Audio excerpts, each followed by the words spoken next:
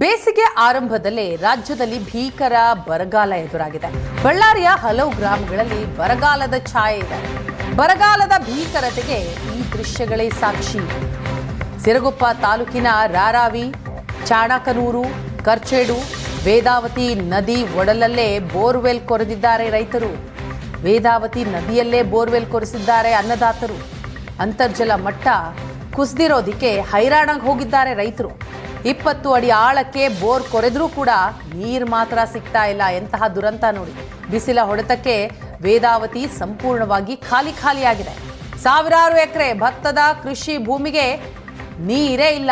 ರೈತರು ಸಂಕಷ್ಟ ಎದುರಿಸ್ತಾ ಇದ್ದಾರೆ.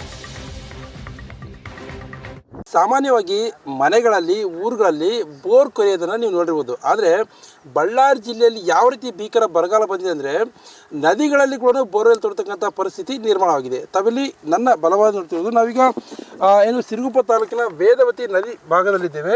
ನೋಡ್ತಾ ಇರ್ಬೋದು ಎಷ್ಟೆಲ್ಲ ಪೈಪ್ಗಳಿದ್ದಾವೆ. ಸಾವಿರಾರು ಪೈಪ್ಗಳನ್ನ ಹಾಕಿದ್ದಾರೆ. ಇವೆಲ್ಲ ಪೈಪ್ಲೈನ್ಗಳು ನದಿಯಲ್ಲಿರ್ತಕ್ಕಂಥ ಪ್ರದೇಶದಲ್ಲಿ ಬೋರ್ವೆಲ್ ಹಾಕಿದ್ದಾರೆ. ಅಂದರೆ ನದಿ ತೀರದಲ್ಲಿರ್ತಕ್ಕಂಥ ಭೂಮಿ ಸ್ವಲ್ಪ ನೀರನ್ನು ಅಂಟ್ಕೊಂಡಿರ್ಬೋದು. ಹೀಗಾಗಿ ಇಲ್ಲಿ ಏನಾದರೂ ಬೋರ್ವೆಲ್ ಹಾಕಿದರೆ ನಮ್ಮ ಹೊಲಗಳಿಗೆ ನೀರನ್ನು ಸಾಗಬಹುದು ಅನ್ನೋಂಥ ಒಂದು ಉದ್ದೇಶದಿಂದ ನೂರಾರು ರೈತರು ಸಾವಿರಾರು ಪೈಪ್ಲೈನ್ಗಳ ಮೂಲಕ ನೀರನ್ನು ಹಾಕಿದ್ದಾರೆ.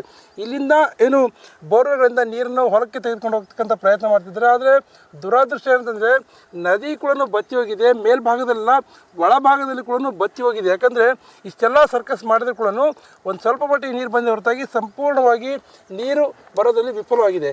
ಇನ್ನು ದೃಶ್ಯವಾಗಿ ನೋಡ್ತಿರ್ಬೋದು, ರೈತರು ಬೇರೆ ಎಲ್ಲ ಕೆಲಸವನ್ನು ಬಿಟ್ಕೊಂಡು ನದಿ ಭಾಗದಲ್ಲಿ ನೀರು ಯಾವಾಗ ಬರುತ್ತೆ, ನೀರು ಯಾವಾಗ ಜನ್ರೇಟ್ ಆಗುತ್ತೆ ಅನ್ನೋದನ್ನು ಕಾಯ್ತಾ ಕೂತ್ಕೊಳ್ತಕ್ಕಂಥ ಸ್ಥಿತಿ ನಿರ್ಮಾಣವಾಗಿದೆ. ಹೀಗಾದರೆ ನಾವು ಬದುಕೋದಾದರೂ ಹೇಗೆ ಅನ್ನೋಂಥ ಪ್ರಶ್ನೆಯನ್ನು ಗಡಿ ಭಾಗದ ರೈತರು ಪ್ರಶ್ನೆ ಮಾಡ್ತಿದ್ದಾರೆ.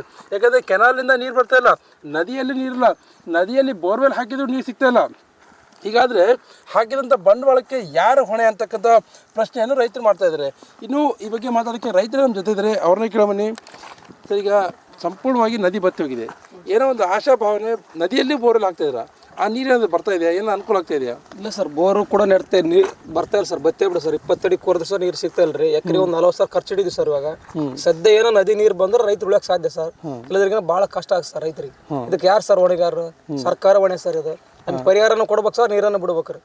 ಎರಡು ಒಂದು ಮಾಡ್ಬೇಕು ಸರ್. ಸದ್ಯ 2-3 ದಿವಸ ಮಾಡ್ರೆ ಸೆಲ್ದು ಉಳಿಯಲ್ಲ ರೈತರು. ಈಗ ಯಾವ ರೀತಿ ನೀರು ಬಿಡೋಕ್ಕೆ ಅವಕಾಶ ಹೆಂಗಿದೆ ಅಂತ, ನೀರು ಹೆಂಗೆ ಕೊಡ್ಬೇಕು ಸರ್ಕಾರ ಆದರೂ? ಸರ್, ಕಾಲೇ ಮುಖಾಂತರ ಕೊಡೋಕೈತೆ ಸರ್. ಎಲ್ಲೆಲ್ಲಿ ಕಾಲೇ ಮುಖಾಂತರ ಕೊಡೋಕೈತೆ ಸರ್.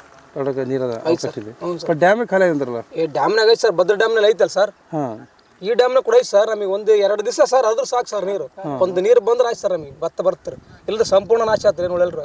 ಈಗ ನಿಮ್ಮ ಹೊಲಕ್ಕೆ ಇದಕ್ಕೆ ಇಷ್ಟೆಲ್ಲ ಪೈಪ್ಲೈನ್ ಹಾಕಿರಿ, ಕರೆಂಟ್ ಹಾಕಿರಿ, ಏನಾದರೂ ಉಪಯೋಗ ಆಗ್ತಾ ಇದೆ? ಒಂದು ಸ್ವಲ್ಪ ಕೂಡ ಉಪಯೋಗ ಏನೇನೇನೇನು ಒಂದು ಕೆಲಸ ಆಗಿಲ್ಲ ಸಾರು.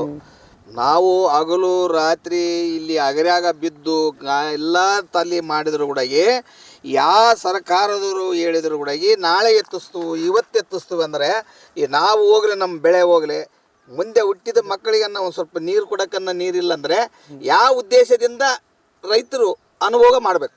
ಕ್ಯಾಮ್ರಾ ಪರ್ಸನ್ ಶ್ರೀನಿವಾಸ್ ಜೊತೆ ನರಸಿಂಹಮೂರ್ತಿ, ಏಷ್ಯಾನೆಟ್ ಸುವರ್ಣ ನ್ಯೂಸ್, ಬಳ್ಳಾರಿ.